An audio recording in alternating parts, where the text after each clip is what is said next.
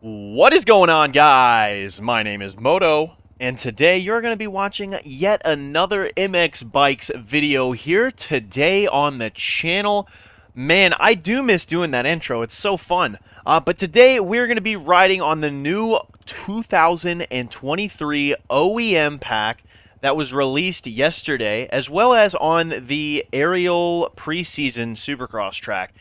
Today, obviously, we're going to be riding on the Yamaha, which is why you see it's a Yamaha, looking kind of fresh. Kit's not necessarily the most matchy, but I don't know. I think it looks pretty good. But yeah, let's hop right into it. Basically, just want to kind of go out, run some laps, and talk to you guys about the new OEMs and my thoughts and opinions in this video. And yeah, see what you guys overall think about it. Yesterday was the ARL pre-race or preseason race. Which is normally about a week before A1, which makes sense for, I should say, their A1 race. So, yesterday, had a really good day. I mean, you know, learning the new OEMs, all that stuff.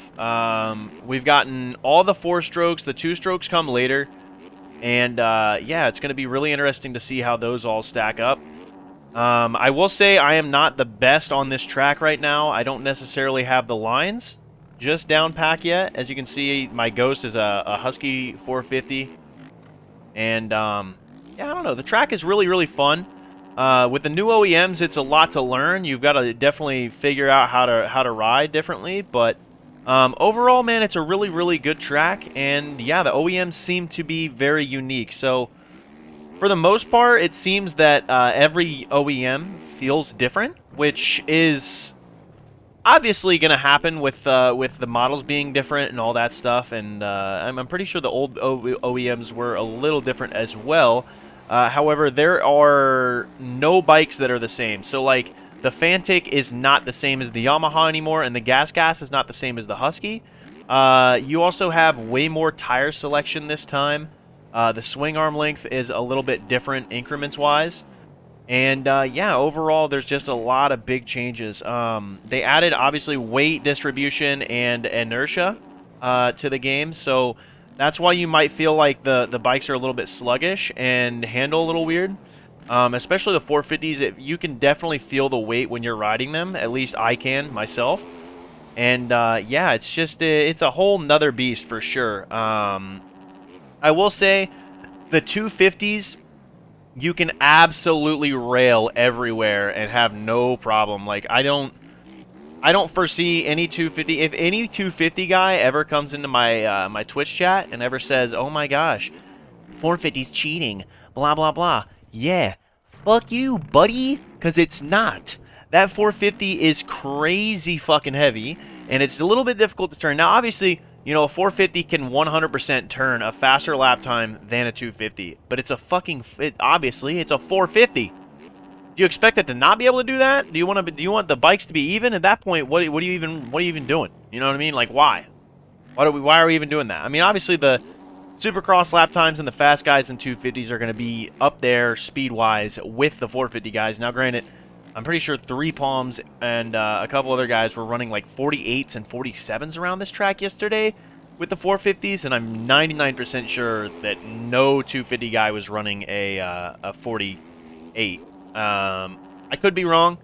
You know, it might have happened for NA, but I know that for EU at least, the qualifying sessions were a little bit different. So, like, I think that the fastest time was Hurls, or one of the two, Hurls, Boardman, or 3 Palms running a 48. I guess one of the 3, not one of the 2, but they were flying. And the minimum cutoff time, I believe, was a 52.9 for the EU for the 450s. I could be wrong. I could be completely fried there. And the cutoff time for the 250s was a 55.6. So I just barely didn't make it out of the EU 450s. I just couldn't get a good quali run. So I decided to go look at the 250 times. And damn, dude, if I would have run 250s, I would have made it in. I went onto the 250s, ran the Husky. I really like the way that the Husky feels overall on both bikes. But ran the Husky 250, and ended up running a 53, I want to say 9 on the 250 within the first 10 laps, and it's like, dude, if I would have just ridden the 250, I would have qualified for EU. So there's a chance I'm thinking about doing EU 250s, but could be completely wrong there. I could be completely off the mark on what I actually want to do, but yeah, let's talk about a little bit more of the quirks of the different bikes. So the one thing I will say you'll notice on the Yamaha is how small this and weird this front end looks. And I'm going to be honest, it's because of the bar pad. That's just what the stock bar pad apparently is on the YZ 450s. And it looks like shit, but there's really not much I can do about that. There's no model swap available with a bar pad on it right now, so we're pretty stuck with this shit-looking front end. Yeah, it seems like every single bike has its own unique characteristics. The 450, you can definitely tell a little bit more of a difference than I'd say the 250s. You can probably, I just feel like you can rail on all the 250s, so it's really hard to tell apart. But for example, like, I personally think that the Husky 450 and the KTM 450, both of them kind of stay a little bit more planted underneath you. Feel a little bit more stable, but also kind of give up a little bit of that power.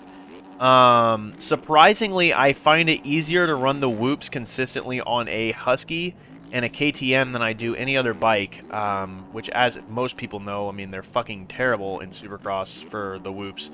I guess we'll actually see tonight because A1 is tonight, so we'll see there. But it seems like they give up a little bit of power. And then you'll move on to the Honda, which I know a lot of people are really, really excited about. A lot of people like the Honda.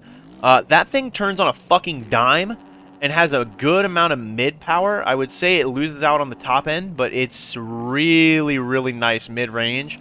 And it turns on a dime. I mean, that thing is so quick to turn.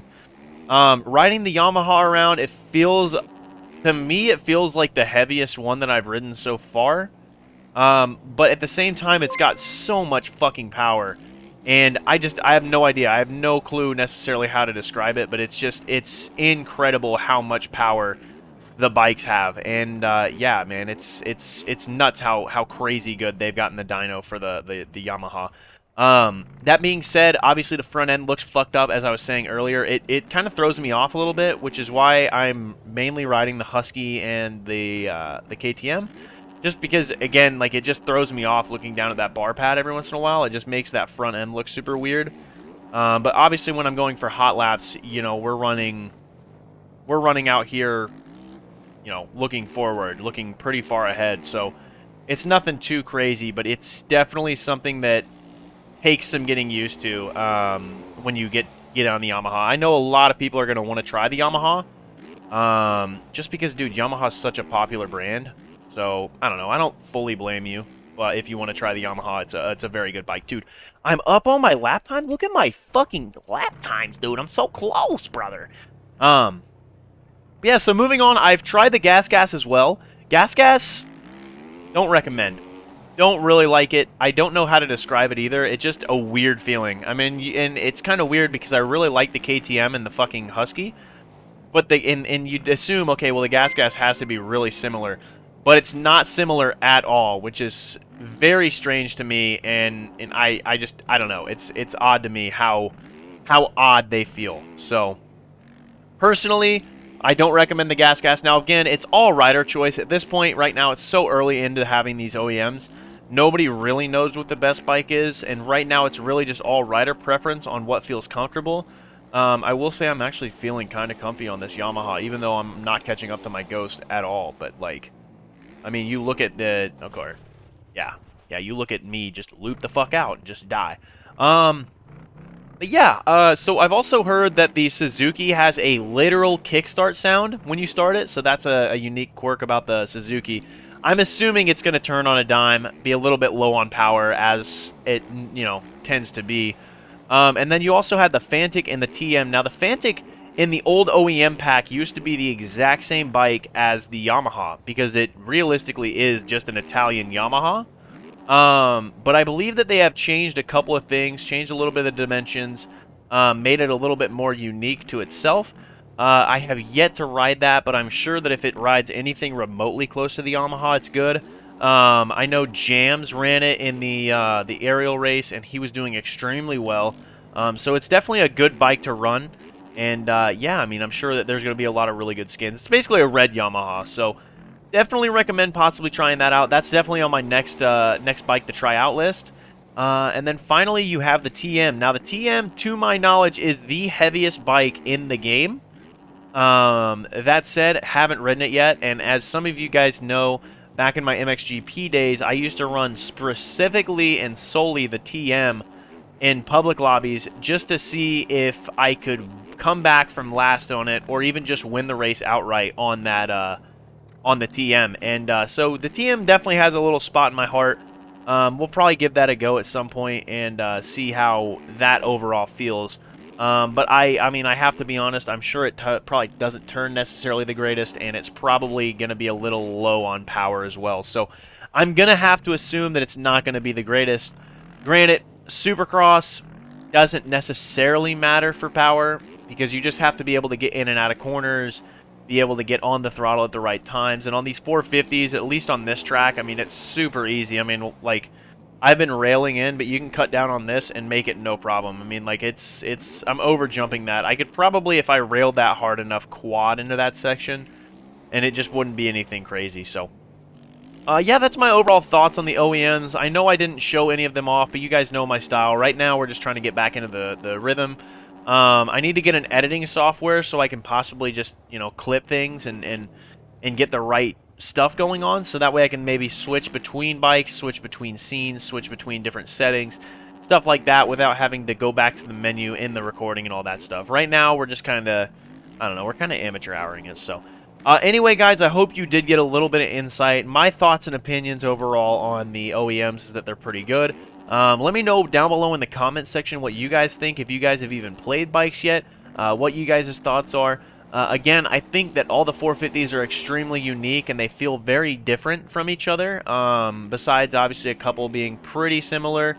But overall, I'm very excited about them. I think that the 250s are extremely similar as well. They all obviously have their little quirks to them, but, I mean, the 250s, you just get on the throttle rail the whole fucking time, wide the fuck open. So, just one of those things. So, yeah, hopefully you guys enjoyed. And if you did, please leave a like on the video. I would really greatly appreciate that. Let me know what you guys think down below in the comments. If you're new to the channel, hit that subscribe button. And as always, my name is Moto, and I'm out. Peace. Goodbye.